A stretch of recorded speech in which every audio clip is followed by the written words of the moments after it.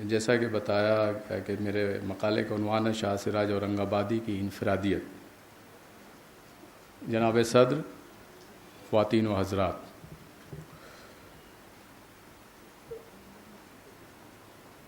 خبر تحیر عشق سن، نہ جنوں رہا نہ پری رہی، نہ تو رہا نہ تو میں رہا، جو رہی سو بے خبری رہی۔ شاہ سراج الدین حسینی سراج اورنگ آبادی شاعر تصوف تھے۔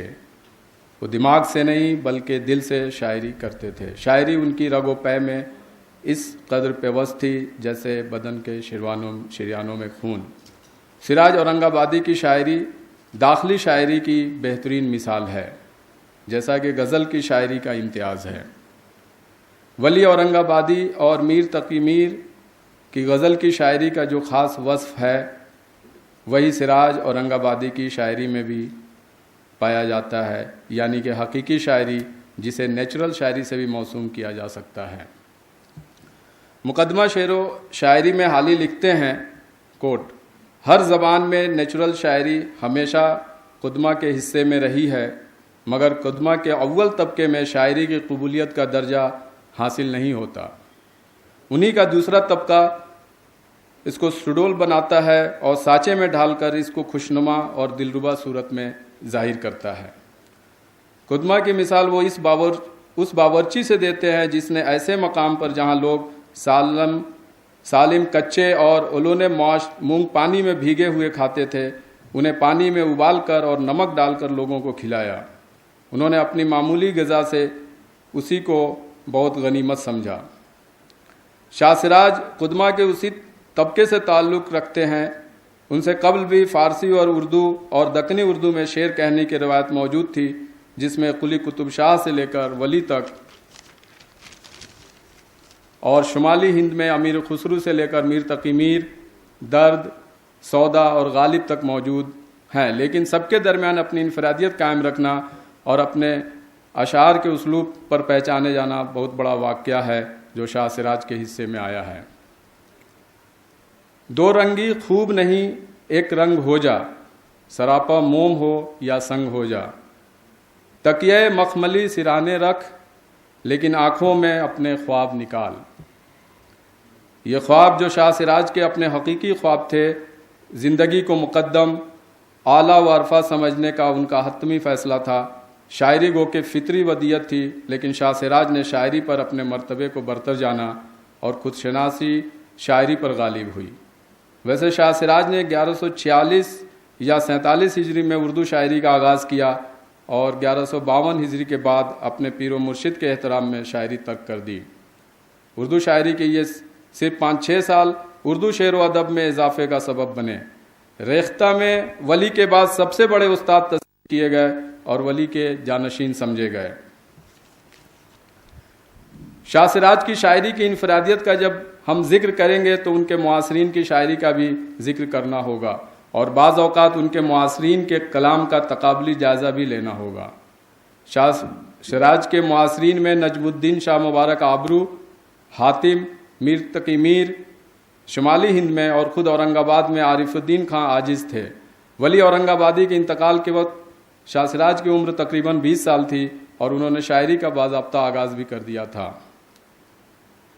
شاہ سراج ولی کی شاعری سے متاثر ضرور نظر آتے ہیں اور شعر میں انہوں نے ولی سے استفادہ بھی کیا ہے، لیکن ان کی بہت کم غزلیں ایسی ہیں جو ولی کی زمینوں میں لکھی گئی ہیں۔ یہ ضرور ہے کہ شاہ سراج نے ولی کی روایات کو اپنی غزل میں حتی الامکان قائم رکھا اور اس کو نشو و نما بھی دیا۔ شاہ سراج نے ولی کو کبھی مد مقابل نہیں سمجھا، بلکہ ہمیشہ خود کو بات کے درجے یعنی سیکنڈ فیڈل پر رکھا، سیکنڈ فیڈل کے طور پر رکھا۔ تاہم ان کی شاعری اپنا خاص طرز و مقام رکھتی ہے۔ بول ہوس کا کام نہیں ہے عشق کا دعویٰ سراج، عشق کی لذت اسے ہے جس نے عالم کوں تجا۔ تجھ ہجر کی اگن میں ہے اب سراج بیکل، آتش میں دیکھ آ کر سیماب کا تماشا۔ اس پھول سے چہرے کو جو کوئی یاد کرے گا، ہر آن میں 100 چمن ایجاد کرے گا۔ کوئی ہمارے درد کا محرم نہیں، آشنا نہیں، دوست نہیں، ہمدم نہیں، عالم دیوانگی کیا خوب ہے، بے کسی کا وہاں کسی کو غم نہیں، جہاں مجھ غم کی آتش جلوہ گر ہے، وہاں دوزخ کا قصہ مختصر ہے۔ میر کے کلام میں بھی درد و سوز ہے، لیکن ان کا کلام یاس، حسرت و ناکامی، ہرما و مایوسی سے بھرا ہوا ہے، لیکن شاہ سراج کے کلام میں احساس قناعت، تسلیم و رضا، سپردگی، بلکہ درد میں لذت سے پر ہے۔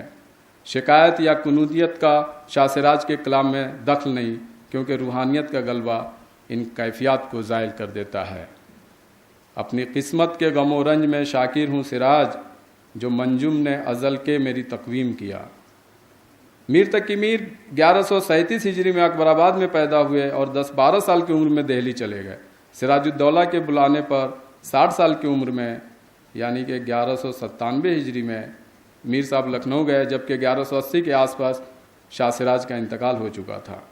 میر تقی میر کے لکھنؤ جانے سے پہلے تک وہاں کا ادبی اور شعری ماحول فیکا فیکا تھا۔ غورطلب مقام ہے کہ 1146 سے 1152 کا عرصہ شاہ سراج کی اردو شاعری پر محیط ہے، اور یہی سبب ہے کہ میر کی شاعری میں کہیں کہیں شاہ سراج کی سی جھلک معلوم پڑتی ہے، اور ایسا احتمال ہوتا ہے کہ شاہ سراج کی شاعری میر کی نظروں سے گزر چکی تھی۔ میر تقی میر کا شعر ہے: ناحق ہم مجبوروں پر یہ تہمت ہے، مختاروں کی چاہتے ہیں سو آپ کرے ہیں، ہم کو ابس بدنام کیا۔ شاہ سراج کے دوسرے معاصر شاعر جن کا ذکر بار بار ہوتا ہے وہ شمالی ہند کے آبرو ہیں۔ اگرچہ آبرو کا 51 سال کی عمر میں 1146 میں انتقال ہو گیا، جبکہ شاہ سراج کی اردو شاعری کا آغاز ہی 1146 ہجری میں ہوتا ہے، اس لیے آبرو کو شاہ سراج کے معاصر شعراء میں شامل کرنے میں تعامل ہوتا ہے۔ گو کہ شاہ سراج فارسی میں اس سے قبل شاعری کرتے تھے، اس لیے اس مناسبت سے وہ آبرو کے ہمعصر کہلا سکتے ہیں۔ آبرو کی شاعری ایہام سے بھری پڑی ہے، جسے شمالی ہند کے کچھ نقاد اسے ایک وصف سمجھتے ہیں، لیکن شاہ سراج کی شاعری کی ایک خاص خصوصیت اور انفرادیت یہ ہے کہ ان کی شاعری میں ایہام گوئی بالکل نہیں ہے۔ وہ جو بات کہتے ہیں اس میں بے حد سادگی ہے، وہ سیدھے سادے اپنی بات کہہ دیتے ہیں۔ یا تو گلزار آپ ہو جانا یا کسی گل بدن کے ہو رہنا، تیرے لعل لب میں ہے آب حیات، فرا جستجو میں سکندر ابس، یار کوں بے حجاب دیکھا ہوں، میں سمجھتا ہوں خواب دیکھا ہوں۔ شاہ سراج کے کلام میں اخلاقی اور حکیمانہ اشعار کی بھی کچھ کمی نہیں ہے، لیکن اخلاق ہو یا حکمت، اندرونی کیفیت ہو یا بیرونی حالت، انداز بیان وہی ہے۔ نہایت معمولی اور سادہ الفاظ میں بڑے بڑے نکات بیان کر دیتے ہیں۔ ہمیشہ دور عالم مختلف ہے کہ ہے گردش میں ہر دم نیلگوں طاس۔ غالب نے اسی خیال کو اس طرح بیان کیا ہے: رات دن گردش میں ہیں 7 آسماں، ہو رہے گا کچھ نہ کچھ گھبرائیں کیا۔ غالب کی انفرادیت اپنی جگہ مسلم ہے، لیکن غالب کے کچھ اشعار ایسے ہیں جن کو پڑھنے کے بعد یہ اندازہ کرنا مشکل نہیں رہتا کہ غالب کی نظروں سے شاہ سراج کے کلام ضرور گزرے ہوں گے۔ مثلاً رو میں ہے رقش عمر، کہاں دیکھیے تھمے، نیہات باغ پر ہے نہ پا ہے رکاب میں۔ شاہ سراج نے غالب سے 60 سال پہلے اسے یوں باندھا ہے: آب رواں ہے حاصل عمر شتاب رو، دہر فنا میں نقش نہیں ہے ثبات کا۔ المختصر شاہ سراج کی شاعری میں تصوف، غنائیت، حکمت اور سادگی کا امتزاج بدرجہ اتم پایا جاتا ہے، اور یہی وجہ ہے کہ ان کی شاعری دلوں میں اتر جاتی ہے اور اس کا اثر دیر پا رہتا ہے۔ شکریہ۔